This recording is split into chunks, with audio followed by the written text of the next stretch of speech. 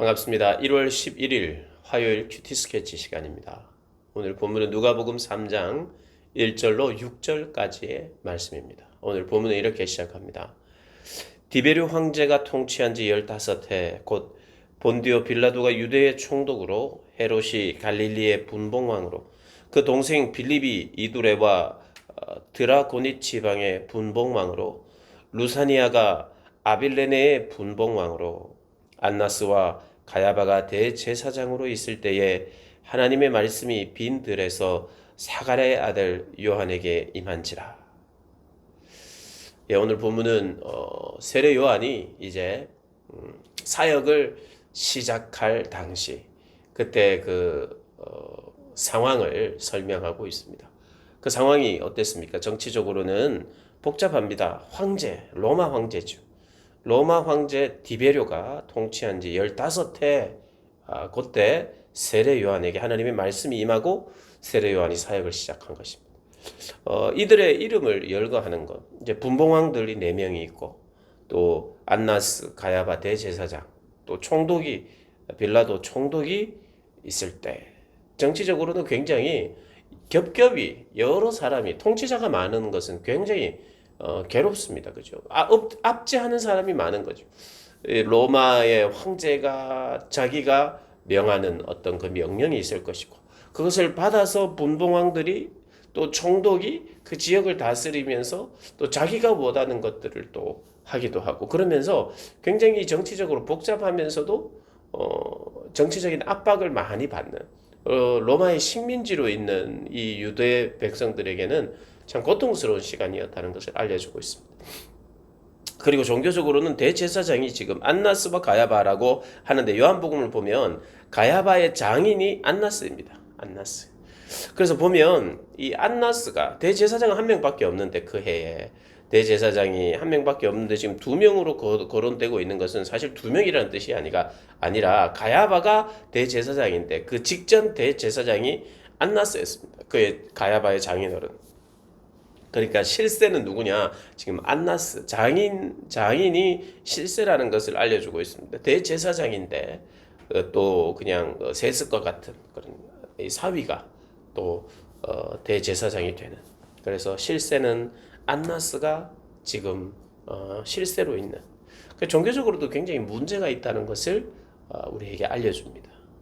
그러니 종교적으로 문제가 있으니 가장 종교적으로 어떤 신앙적으로 가장 깨끗하고 정결해야 되는 곳에 이렇게 썩어 있는 그런 환경이다 보니 하나님의 말씀이 사실 성전에 임해야 되고 하나님의 말씀이 사실 제사를 늘 드리고 예배를 드리는 그곳에 임해야 되는데 거기 임하지 않고 빈들에서 예배 드리는 빈들에서 하나님을 찾는 세상의 모든 소리를 단절하고 세속과 단절하여 광야에서 세례 요한이 이 광야의 생활을 한 것은 혼자서 생활한 것은 아닌 것입니다. 그때 그 역사적인 환경을 살펴보면 쿰란 공동체가 있었고 경건한 자들이 이 세상에 대한 이 어떤 회의를 가지기도 하고 어떤 사건들을 통해서 그들이 집단적으로 또 무리를 지어서 그 광야에서 공동체 생활을 했던 것을 우리 역사적 자료를 통해서 알 수 있으니까 아무래도 그런 공동체 있지 않았나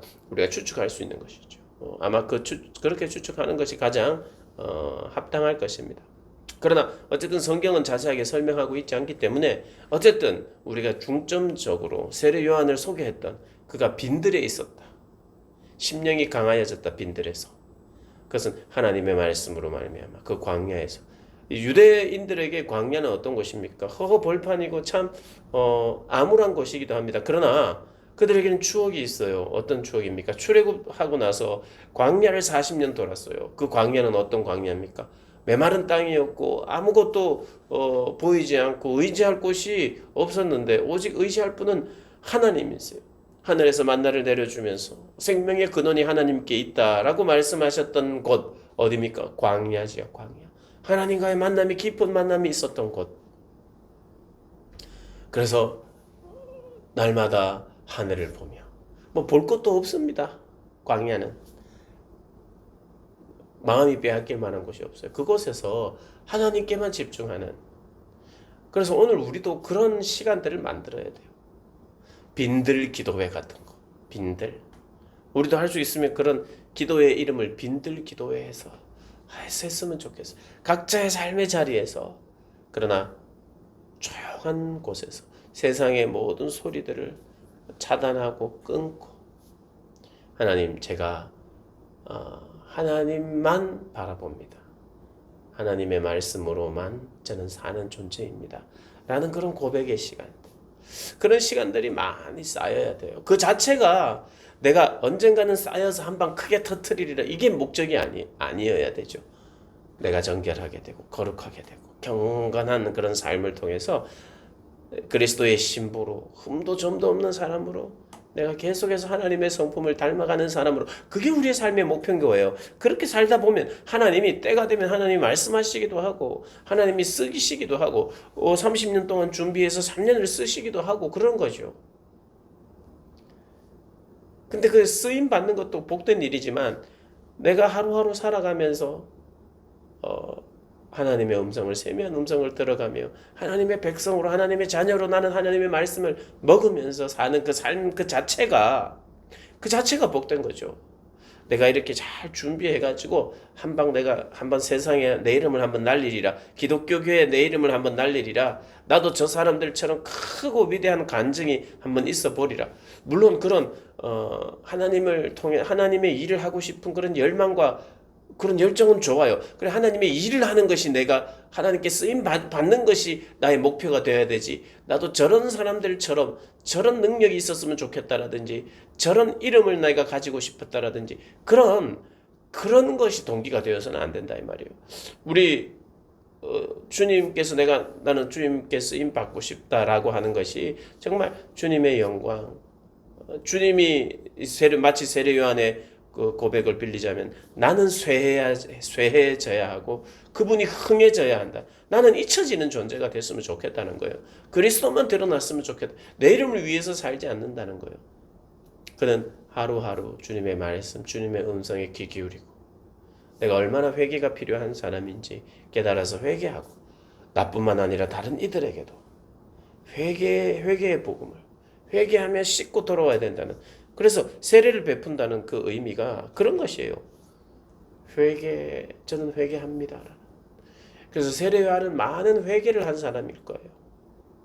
나는 잘하는데 남들은 못하는 것을 정죄하는 것이 아니라, 내가 얼마나 하나님 앞에 참 정결함이 필요한 사람인지를 그 세미한 음성을 통해서 늘 하나님을 만나며 그렇게 교제하던 그런 사람이었을 거예요. 그러니 하나님의 말씀이 임하고 하나님의 뜻이 그에게 충만해지자 회개의 복음을 선언하는 거죠. 물로 세례를 주는 일들을 하는 거죠. 그 세례 요한, 하나님의 말씀이 빈들에서 사가랴의 아들 요한에게 임한지라. 하나님의 말씀.